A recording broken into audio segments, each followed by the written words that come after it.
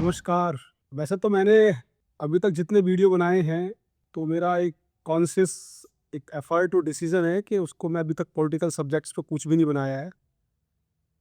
और ना मैं अपने को ऐसा समझता हूँ कि कोई बहुत एक्सपर्ट राजनीतिक विश्लेषक, जिसमें कि मैं बहुत ज़्यादा डीप चीज़ों को देख सकूँ या उसके एनालिसिस कर सकूँ। लेकिन चूँकि एक समाज में रहते हैं और जहाँ ऐसे देश में जो लोकतंत्र है और जहाँ पर राजनीति हर एक्टिविटी में परवेड करती है और हर एक्टिविटी राजनीति से प्रभावित होती है, चाहे वो सामाजिक गतिविधि हो, चाहे आपकी डेली रूटीन हो, डेली लाइफ हो, चाहे आपका प्रोफेशन हो, ऑक्यूपेशन हो। तो ये तो पक्का है कि आप राजनीति पे बात चाहे करें ना करें, वो आपका डिस्क्रिप्शन है, लेकिन राजनीति सोचने से आप बाज नहीं आ सकते।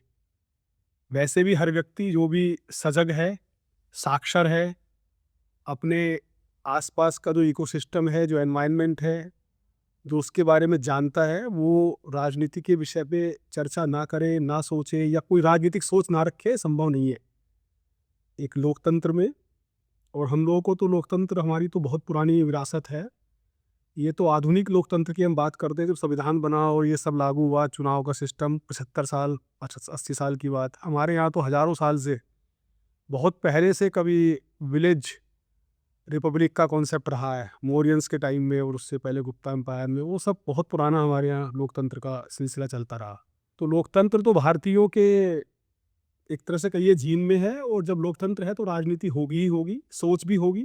और चूंकि ऐसे प्रोफेशन में रहे बहुत लंबे समय तक, पूरा जीवन उसमें खपाया, जहाँ लगातार इर्द गिर्द सब कुछ राजनीति से ही प्रभावित होता है, प्रेरित होता है, पुलिसिंग, तो राजनीतिक सोच ना हो ऐसा संभव नहीं है। फिर भी एक कॉन्शियस एफर्ट था, ये एक डिसीजन था कि राजनीति पे अभी नहीं बोलेंगे।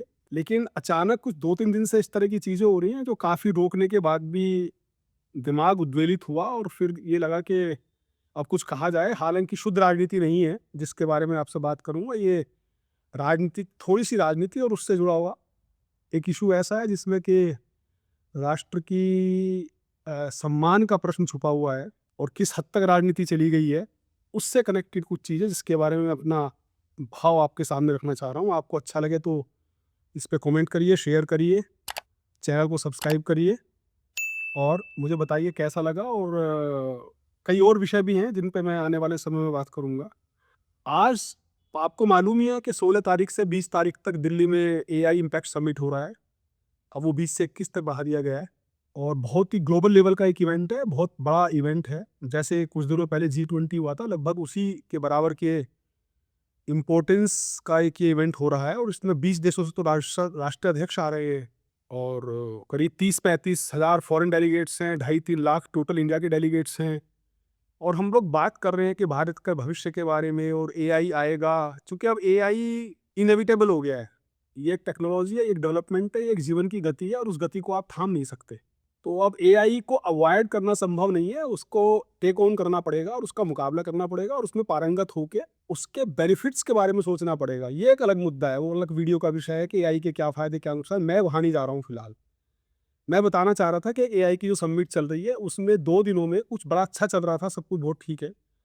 लेकिन 2 दिनों में कुछ इस तरह की चीज़ हुई। एक तो परसों एक हुआ जिसमें कि चाइना का रोबोडॉग, एक हमारी यहाँ यूनिवर्सिटी है, गलगोटिया यूनिवर्सिटी, उसके पैवेलियन में उसका डिस्प्ले किया गया और ऐसा क्लेम किया गया है कि वो उनके द्वारा बनाया गया है। और जो वहाँ पे पैवेलियन में जो मैनेज कर रहे थे उसको, जो प्रोफेसर, एक महिला प्रोफेसर थी यूनिवर्सिटी के बिहाफ पे, और उन्होंने बहुत बड़े-बड़े क्लेम्स किए और यहाँ तक कहा कि ये डेवलप किया गया है और it is a part of overall project of 350 crores, जो सेंटर ऑफ एक्सीलेंस उनके यहाँ खर्च हुआ है। क्योंकि आजकल इंटरनेट का ज़माना है, एआई का ज़माना है, तो किसी ने वो बात पकड़ ली और ये पकड़ा गया कि ये इनका कुछ इसमें कंट्रीब्यूशन नहीं है, ओरिजिनल वो नहीं है और ये चाइना का कोई प्रोडक्ट है जो कि मार्केट में 2 से 3 लाख रुपए में कुत्ता आ जाता है। रोबोडॉग जो कुत्ते की तरह सारे काम करता है और उस तरह से पूरा उसका डिटेल की ज़रूरत नहीं है। मैं कहना ये चाह रहा हूँ कि वो एक नेशनल शेम का विषय बना। उसमें यद्यपि सरकार ने एक अपना ये कहिए कि पीछा छुड़ाने के लिए पवेलियंस उनसे खाली करा लिया, उनको वहाँ से हटा दिया गया और फिर गलगोटिया यूनिवर्सिटी ने शायद, मैंने सुना है कि मैडम के शायद कुछ हुआ है, उनका कुछ जो भी कुछ कार्रवाई की गई होगी।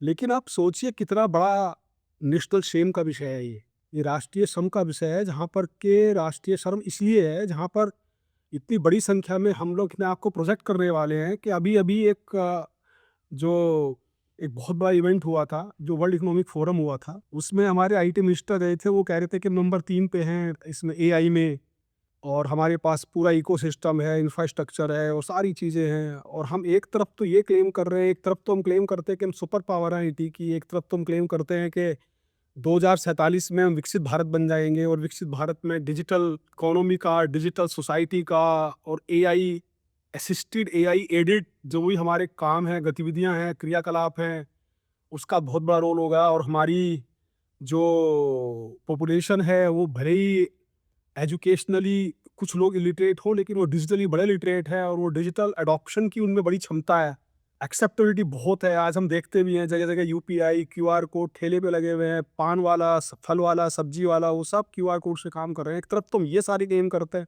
कि हमने यूपीआई दे दिया, यूपीआई के बारे में बहुत बोस्ट करते हैं, और दूसरी तरफ इस तरह का प्रदर्शन एक हमारे पार्टिसिपेंट द्वारा होता है, जिससे कि एक वो राष्ट्रीय शर्म का विषय बनता है, और उसमें मजाक उड़ाया जाता है, मोकरी की जाती है। और मैं समझता हूँ कि कई सारे प्रश्न उठाता है। हमारे जो पूरा रेजिलियंस है ब्यूरोक्रेसी की, जो हमारा पूरा सिस्टम है, जिन लोगों ने उनको अलाउ किया, क्या कोई ऑडिट का सिस्टम नहीं था क्या?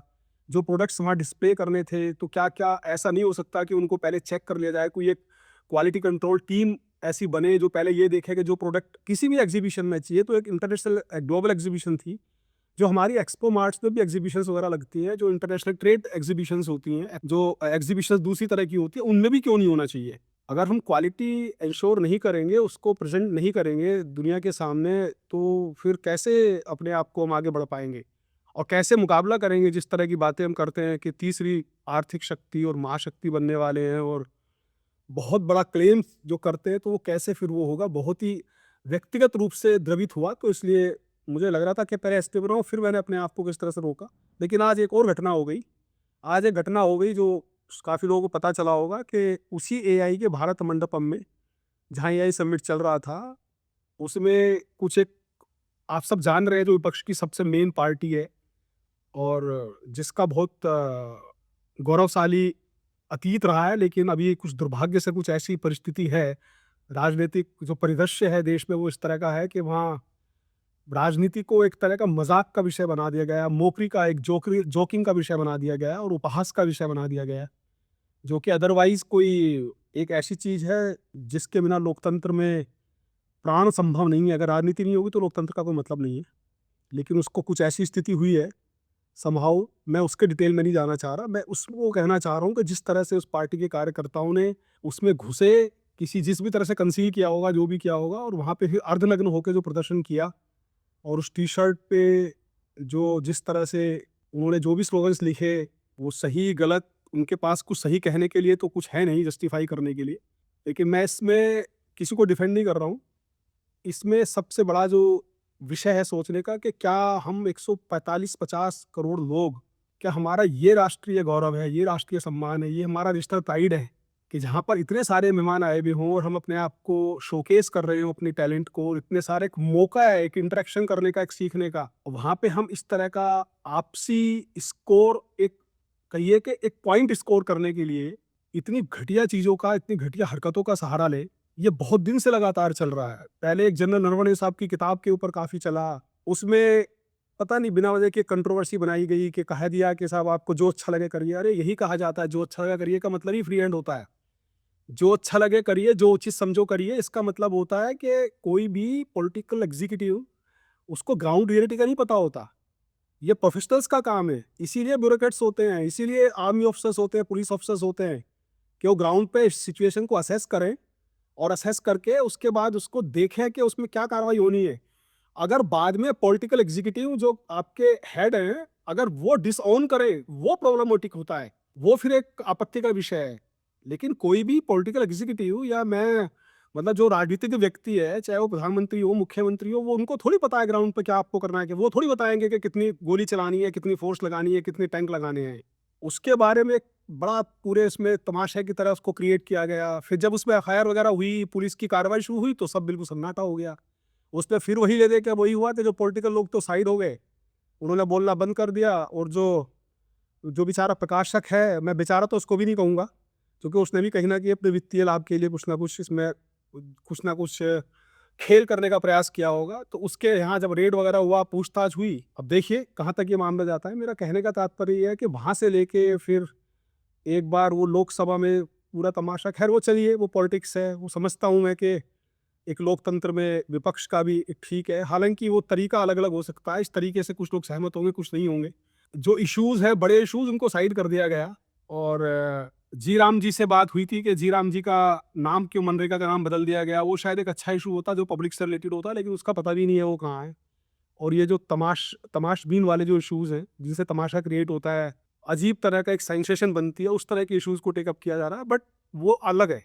मैं जो एक व्यक्तिगत रूप से समझता हूँ, मतलब जो इस तरह का जो प्रदर्शन किया गया है, जिसने भी इसको प्लान किया है, अब वो प्लान कैसे हुआ होगा, कहाँ हुआ होगा, मैं ना तो किसी का नाम लेने की मेरी क्षमता है, ना योग्यता है, ना ही मैं लेना चाहता हूँ। लेकिन किस तरह से प्लान हुआ होगा, वो ऐसी चीज़ नहीं है कि जो कि छोटे लेवल पे प्लान हुई होगी। वो बहुत ही एक राष्ट्रीय शर्म की बात है। सबको हमें सोचना पड़ेगा कि क्या हम इनको ऐसी अलाउ करने देंगे?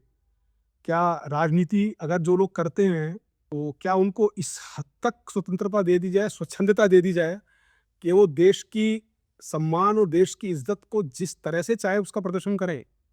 चाहे वो कोई हो, चाहे शासन में करने वाले हों, चाहे विपक्ष के लोग हों, जो आज विपक्ष में हैं, हो सकता है कल शासन में हों, या जो आज शासन में हैं, हो सकता है कुछ दिन पहले विपक्ष में रहे हों। क्या हम इस तरह की चीज़ों को बर्दाश्त करेंगे? कब तक नहीं, कब तक हम इसको इस तरह से मूक दर्शक बन के या हँसते रहेंगे, करते रहेंगे, वो सब देखते रहेंगे? मुझे लगता भी नहीं है कि कोई बहुत ज़्यादा सख्त कार्रवाई उसमें अभी कुछ हुआ है या कुछ होने की संभावना भी नज़र नहीं आ रही। ऐसे मामलों में तो बहुत ही कठोर कार्रवाई होनी चाहिए, जैसे वो गलगोटिया यूनिवर्सिटी वाला मामला था, तो कुछ एक चर्चा थी सोशल मीडिया में काफ़ी, केस में क्यों ना ट्रेज़न की धाराएँ लगा दी जाएँ। तो ट्रेज़न जैसी चीज़ तो ख़त्म कर दी गई है नए बीएनएस में, लेकिन 152 जो आया है, वो यूनिटी, सॉवरेनिटी और इंटीग्रिटी ऑफ द स्टेट के ऊपर डील करता है। उसमें इस तरह का कोई विषय नहीं है कि अगर कोई राष्ट्रीय शर्म किसी के कारण कारित होती है, कोई कोई ऐसा काम करे जिससे कि राष्ट्रीय शर्म का विषय बने, उसके विरुद्ध क्या कार्रवाई होनी चाहिए। जहाँ तक मेरा ज्ञान है नई बीएनएस का, उसमें कोई इस तरह की धारा नहीं है। करने को तो जब पुलिस चाहेगी कार्रवाई करना, तो बहुत सारे वो जुगाड़ कर ही लिया जाता है कार्रवाई करने का, तो एफआईआर करने का। वो शायद अब जो भी निर्णय होगा, अभी तक तो ऐसा कुछ लग नहीं रहा कि उसमें कोई बहुत सख्त ऐसा कोई संदेश, मैसेज वाली कोई कार्रवाई की गई हो, जिससे कि कोई मैसेज जाए और भविष्य में इस तरह की चीज़ ना होने पाए। वही स्थिति जो आज की है, जो आज घटना हुई है, ये अर्धनग्न प्रदर्शन वाली। और ये बहुत ही निश्चित रूप से एक सोचनीय, एक विचारणीय विषय बनता है कि जिस समाज के जो जागरूक लोग हैं ना, जिस कौम के जो जागरूक पढ़े लिखे लोग हैं, अगर उनकी जुबानें शांत हो जाती हैं, तो वो सबसे बड़ा फिर अधोपतन का संकेत होता है। अगर जुबानें शांत हो गई, अगर हम इसका विरोध नहीं कर सकते कि राजनीति का इस तरह का विद्रूप प्रदर्शन किस हद तक जायज़ है, किस हद तक ये होना चाहिए, तो मैं समझता हूँ कि एक समाज के रूप में, एक राष्ट्र के रूप में हमारे लिए सोचनीय विषय है, सोचना चाहिए हमें। अभी बस यहीं विराम देता हूँ, फिर मिलेंगे जल्दी। बहुत-बहुत धन्यवाद। जय हिंद। Thank you.